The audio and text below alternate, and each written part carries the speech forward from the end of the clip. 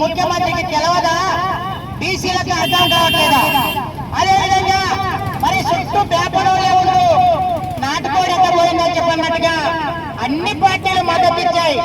మరి ఇక్కడ ఈ రిజర్వేషన్లని ఆపింది ఎవరు? ఇంకా ఇది అర్థం చేసుకోవాల్సిన అవసరం ఉంది. బీసీలు ముఖ్యమంత్రి ప్రధాన పాత్ర పోషిస్తా ఉంటే మరి మంత్రులు బీసీలకి ఎందుకు వాళ్ళ వాటా ప్రకారం ఇవ్వలేదు? మరి ఎమ్మెల్యేలని ఈ కాంగ్రెస్ ప్రభుత్వం బీసీల వాటా 42% ఎందుకు ఇవ్వలేదు? అదేవిధంగా మరి కార్పొరేషన్ చైర్మన్ గా బీసీల వాటా ఎందుకు ఇవ్వలేదు? యూనివర్సిటీలో వైస్ ఛాన్సలర్ గా బీసీలకు ఎందుకు వాటా ఇవ్వలేదు? అదేవిధంగా కాంట్రాక్టర్ వ్యవస్థలో మరి బీసీలకు ఎందుకు కాంట్రాక్టర్లకు అవకాశం కల్పిస్తలేదు?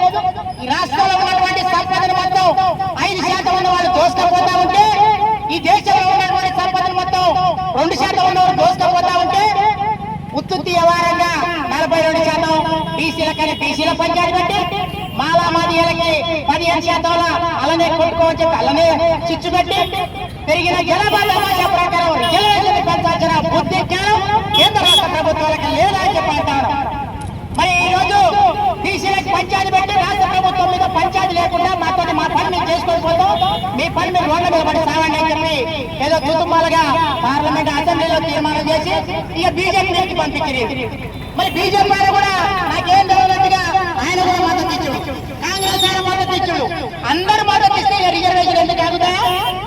మరి పెట్టమని ముఖ్యమంత్రి గారు ఇక్కడ మరి పెట్టినప్పుడు వీళ్ళంతా మద్దతు ఇవ్వాలి కదా.